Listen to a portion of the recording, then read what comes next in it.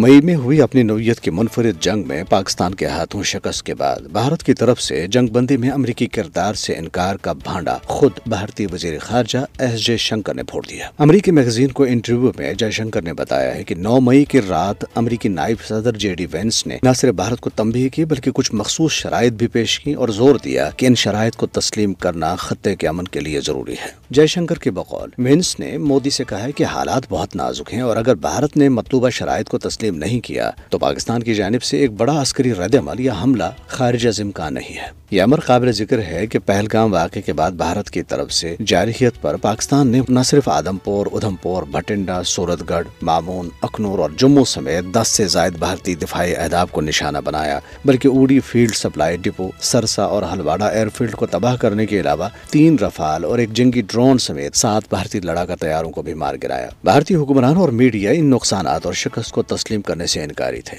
मगर आलमी मीडिया मुसलसल इसकी रिपोर्टिंग करता रहा। भारतीय हुक्मरान और मीडिया मुसलसल ये झूठ बोलते रहे कि जंग बंदी अमेरिका की मुदाखलत से नहीं बल्कि पाकिस्तान की दरखास्त पर हुई। अमेरिकी सदर ट्रंप इस जंग के बाद से कम 13 बार अपने बयानात और ट्वीट्स में कह चुके हैं कि ये जंग बंदी उन्होंने कराई है और भारत अब तीसरे फरीक की सालिसी के साथ पाकिस्तान के साथ बातचीत करेगा। मगर अब जयशंकर ने एतराफ कर दिया कि जंग बंदी भारत की दरखास्त, अमेरिका की मुदाखलत और पाकिस्तान की शराइत पर हुई है। ये बयान भारत के उस सरकारी मौक़िफ़ की नफी करता है जिसमें बारहा कहा गया कि जंग बंदी के फैसले में किसी तीसरे फरीक का कोई किरदार नहीं था। भारत ने अपनी खिफत मिटाने और कौम को गुमराह करने के लिए मुख्तलिफ हरबे आजमाए मगर अब सच्चाई खुलकर सामने आ चुकी है। इस एतराफ ने न सिर्फ भारतीय क़यादत के बयानिए को बेनकाब कर दिया बल्कि ये साबित कर दिया कि पाकिस्तान ने इस मारके में दिफाई, सफारती और अखलाकी बरतरी हासिल की।